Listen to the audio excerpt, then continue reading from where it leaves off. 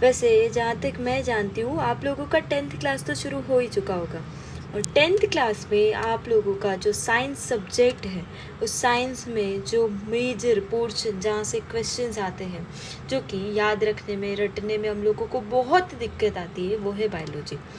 पर अभी आप लोगों को बिल्कुल टेंशन लेने की ज़रूरत नहीं है। हम इस बायोलॉजी को इतना इंटरेस्टिंग बना देंगे कि आप लोगों को बिल्कुल ही दिक्कत नहीं आएगी। तो बायोलॉजी में सबसे पहला हमारा जो चैप्टर आता है उस चैप्टर का नाम है लाइफ प्रोसेसेस।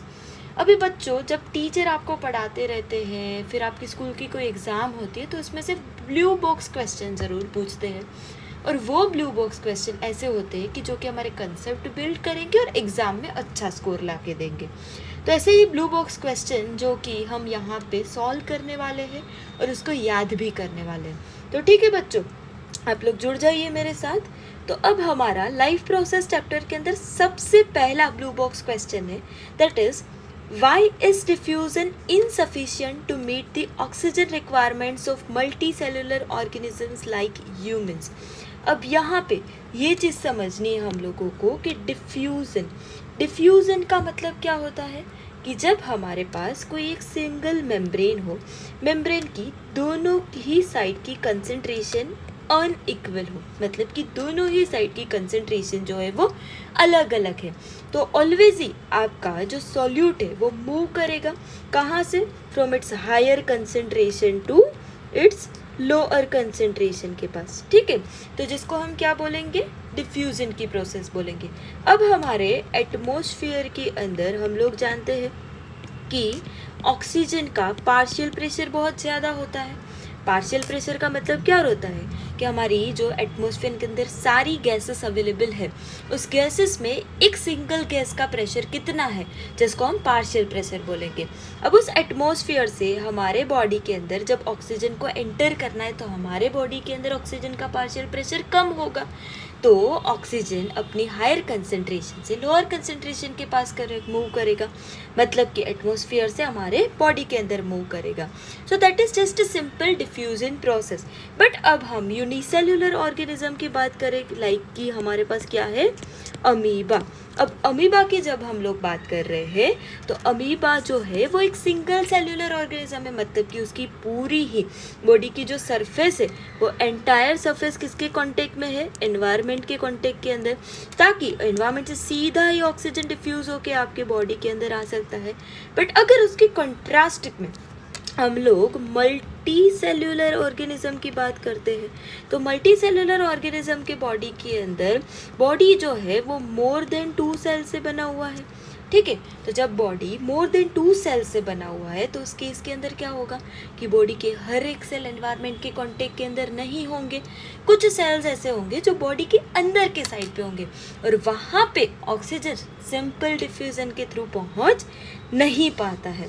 तो इसीलिए हमारे आंसर में हम लोग अगर देखने चाहे तो क्या आएगा, that multicellular organism such as human possess complex body design, क्योंकि हमारा बॉडी जो है वो सेल मिला के टिश्यू मिला के ऑर्गन मिला के ऑर्गन सिस्टम मिला के ऑर्गेनिज्म एक पूरा ऑर्गेनाइजेशन जनरेट करता है, मतलब कि बहुत ही कॉम्प्लेक्स बॉडी डिज़ाइन है। So they have specialized cells and tissue for performing various necessary function of the body such as intake of the food and oxygen.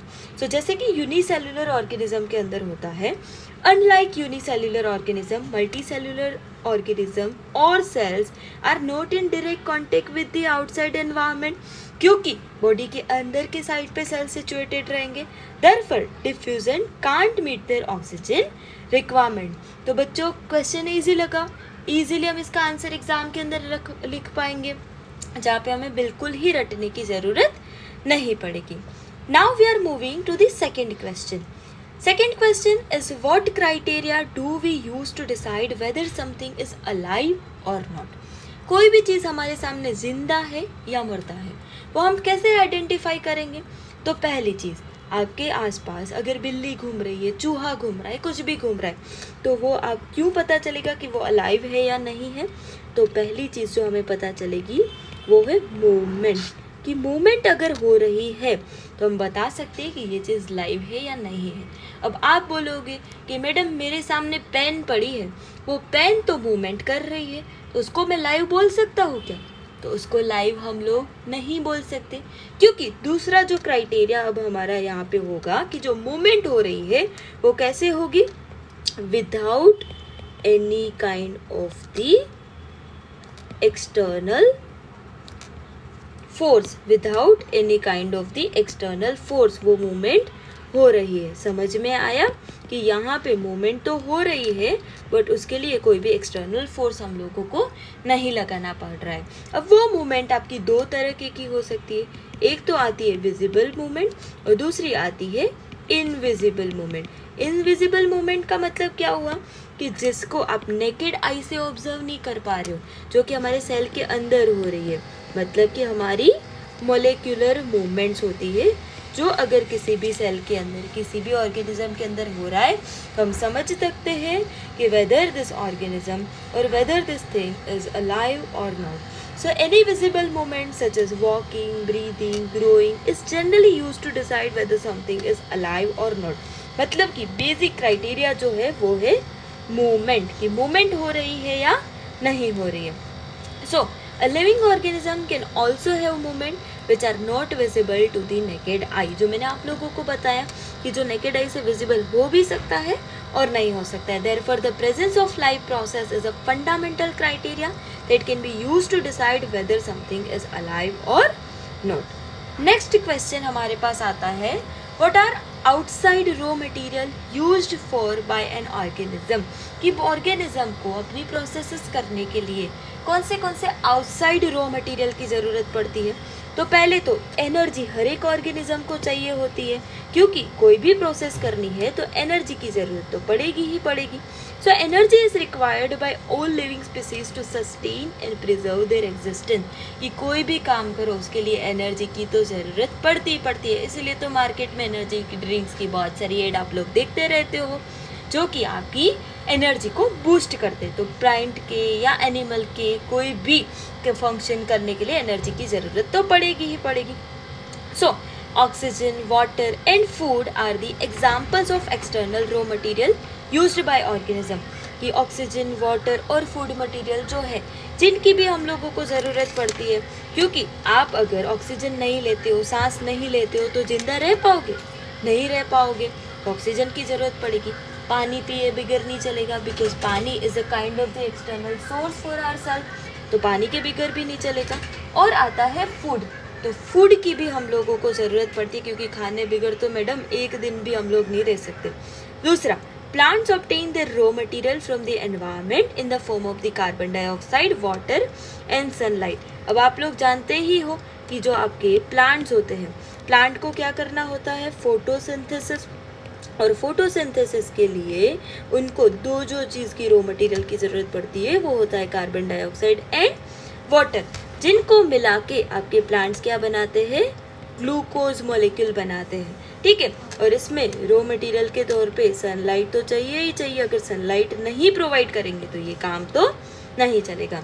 There are use to synthesise this food in the presence of the chlorophyll. क्योंकि chlorophyll नहीं होगा तो sunlight absorb नहीं होगी, sunlight absorb नहीं होगी तो photosynthesis की प्रोसेस ही नहीं हो पाएगी। जबकि एनिमल की बात करें तो animal use basic material in the form of the food, water and oxygen from the environment. अब समझ में आ रहा है आपको बच्चे?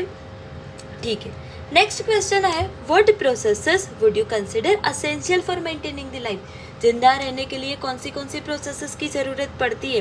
तो आप खुद ही अपने आप को ऑब्जर्व कर लो कि जो आपकी बॉडी के मेंटेनेंस फंक्शन है जिसके लिए आपको कौन सी प्रोसेस की ज़रूरत पड़ेगी।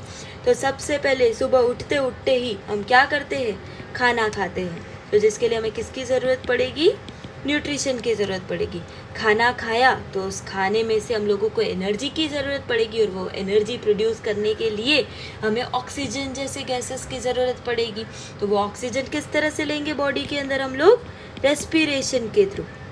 रेस्पिरेशन तो हम लोगों ने कर लिया, पर वो उन गैसेस को जब हमने हमारे बॉडी के अंदर इनहेल किया तो उसको एक जगह से दूसरी जगह भेजने की ज़रूरत पड़ेगी। तो इसके लिए जो हमारे पास तीसरी प्रोसेस आएगी वो क्या होगी, ट्रांसपोर्टेशन। और उसके बाद ट्रांसपोर्ट कर लिया, प्रोसेस कर ली, हमारे बॉडी के अंदर सारी ही रिएक्शन भी बन गई, बट इन रिटर्न जो भी प्रोडक्ट्स एलिमिनेट करनी होती, जो टॉक्सिक सब्सटेंस हमारे बॉडी के अंदर ज़रूरत पड़ती है, जिसको बॉडी के बाहर निकालना है, उसके लिए हमारे पास जो प्रोसेस होगी जिसका नाम क्या है, एक्सक्रीशन।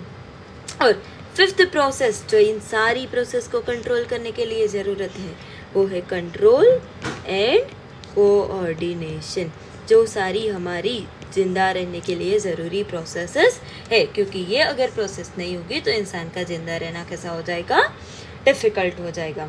आया समझ में आपको? ओके बेटा, तो ऐसे ही वीडियोस हम लोग आपके सामने लाते रहेंगे जहाँ पे आपको सारे ही ब्लू बॉक्स क्वेश्चन, सारी ही एक्सरसाइज के क्वेश्चन मुँह जुबानी याद करवा देंगे। ठीक है बेटा, thank you for watching the video.